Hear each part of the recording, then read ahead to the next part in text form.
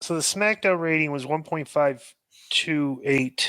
So it was a 3-hour SmackDown. So that number is actually kind of interesting. If I think, let me see here. Oh, we don't have the quarters, but I imagine. Wait, hang on a minute. Okay, this is SmackDown's gone down since they've been on off of Fox. They've gone down like considerably in viewers, which is kind of I Well, don't think they're really. that could be attributed to two things. People, that they're creatures of habit, finding where the new channel is, and also, bro, the shows haven't been that good. Yeah, and I honestly too, I think it's kind of a testament to like number one is that national television is far tons of homes. Right. Okay, USA Network is still tons of homes.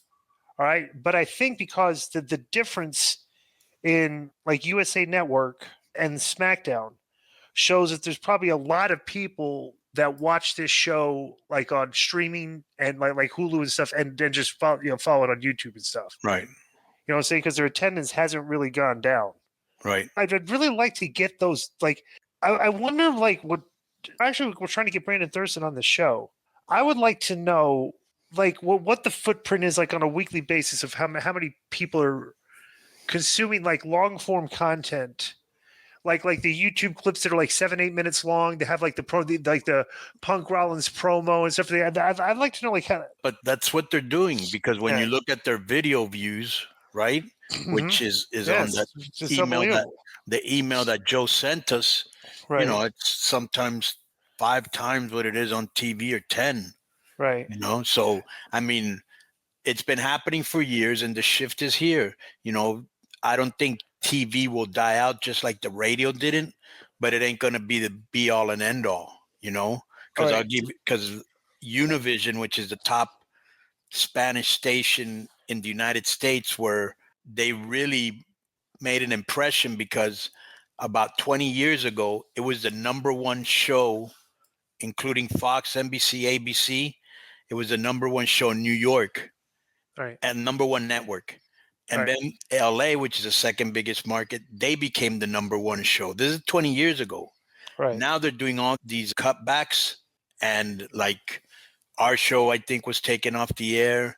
This one guy remember the guy that Trump threw out of the thing, where he goes, go back to Univision.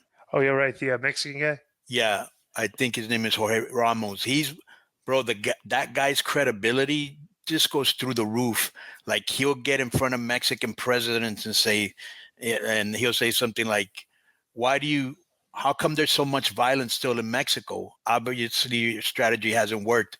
And he goes, well, I have numbers that indicate the opposite. He goes, well, what numbers are you seeing that I'm not seeing? Because Mexico is just as, like, not many people are going to talk to the president like that. You know what I'm saying? Right. Yeah. And he would do that. He was a very great reporter, and I saw him backstage, and I go, so you're leaving Univision after like 25 years or whatever it is? He goes, yeah. He goes, the money's in digital. Yeah, it is. But Piers Morgan today announced that he's cutting ties with the Rupert Murdoch owned the news thing in the UK, because he's going straight YouTube. Bro, the guy's got 3.8 million subscribers on his YouTube channel. Right, and you're your own boss. Yeah, you're exactly. He's his own boss, no editor. And but like I said, dude, it's like there's enough of ways that technology's advanced enough to where they've made the telephone and the laptop very simplistic to view content. Okay. And it's at the point where, like, dude, is, you're on it's like nobody, like, people would rather just sit on the laptop, watch, go whatever they do, flip on a show to watch, instead of like having like, okay, you got to put your laptop down. Now I'm going to go inside and watch TV. It's like, well, why is that process even necessary? You're consuming content that's going from screen to eyes, either through your phone or through your computer. It's like the TV. You know what TV's good? No, but you know what TV's good for me? Sports. I'd rather watch sports on a big screen than a phone. But, like, perfect example, I like watching sports on my phone too, because I like watching sports at the gym when I'm doing cardio. Right. Well, that's when I'm eating. Right. I go to the sushi bar. I prop my thing. Like, I watch Raw at the sushi bar just with my earphones in, just watching Raw while I eat sushi. You know what I'm saying? This is very easy. So let me tell you this. So this is another interesting little tidbit here.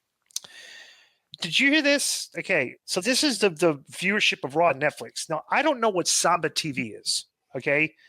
But Samba TV is, I guess they do ratings now. They're ratings analytics, but they're different than Nielsen. Again, listen to these numbers. Samba TV reported that 664,000 U.S. households watched Raw on Netflix when it aired. 664,000. What? That's not okay. That's what I'm saying. Those are like AEW numbers. That. Okay, yeah, okay, but that's however they do their analysis, right? I've never even heard of them. Samba TV? I've never heard of them either. But so last year, Samba TV, their analytics reported that 752,000 households watched Raw on the USA Network in January, the first week of January, the same thing. What? Okay, so right, so there's claiming that there's a decrease by their analytics. Now, I don't, this is the first report that's come out because I don't know. Netflix, supposedly Netflix said it was their number one watch show. Guess what Netflix said?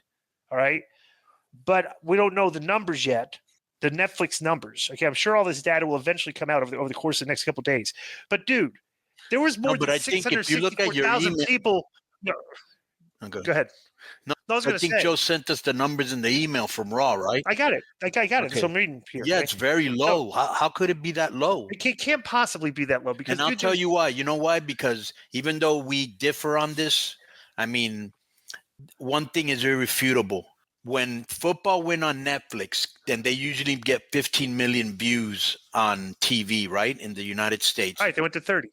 Right, they went to 30. So why did Raw go down? Because like I said before, I believe that wrestling has a bigger global audience than the NFL. Okay, I would maybe agree with that. But listen to this. Bro, there was more than 664,000 people like commenting on the show as it was going on social media. It's like consider, right? It's just like there's no way they didn't hit 1 million people. Come on, like come on, you just all you gotta do is look at the social media numbers of people that were watching, like commenting on the show while it was going on. Yeah, there was a lot of anticipation, right? So I'm not sure if the Samba TV is a credible source. So doesn't sound like it. Yeah.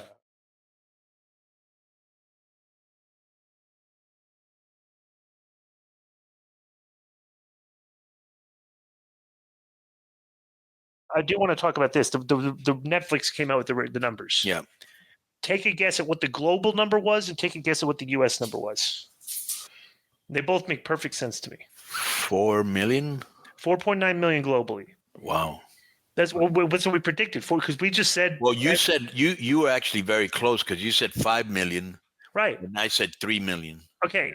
Because the concept was we just did a basic evaluation of like, okay, what would the streaming for the NFL compared to cable television? It's like double. So it's like that was not a hard equation to figure out. What do you take a wild guess what the U.S. number was? 1.5 million? No, 2.6, which is good. Okay, because it's basically a very good SmackDown would be like 2.4, 2.5. Okay, which is basically that's your WWE television viewing audience. You maxed out. They get about 2 points. We just learned it basically because you figure every WWE fan was watching this because the debut is they have 2.6 million, potential viewers on your typical week on for their product, right? And they do right now, but should like 1.6. Okay, so you figure there's like 1 million casual fans. Okay, then like if you're putting out really good content, they're going to cap out at 2.6, and if you're just doing your regular, whatever, 1.5. But if your numbers go up, there's 1 million people that don't watch habitually every week. Okay, and there's tens of millions of people that just catch up with it on social media. So I would say probably like there's double the audience that doesn't watch the show. I would say another probably 2.5 million. But like I'd say the WWE probably has on a weekly basis 5 million people that pursue their content, or that watch some of their content or enough of it to the fact because they're selling out the shows. And it's very easy formula if you can figure out based on what we did back in the 90s when we were selling out, we were doing like 5 million fans on a Monday and we were selling out every show. So you figure that's how many people they're getting to watch their product on a weekly basis. They can fill their arenas, So would you agree with that? Pretty much. Yeah. Yo, what's up? I just want to thank you guys for watching this clip. Don't forget to hit the like button, leave a comment, and subscribe. And join our YouTube membership for hours and hours of exclusive, unedited, uncensored content. And being a member will help you get involved in our upcoming live streams.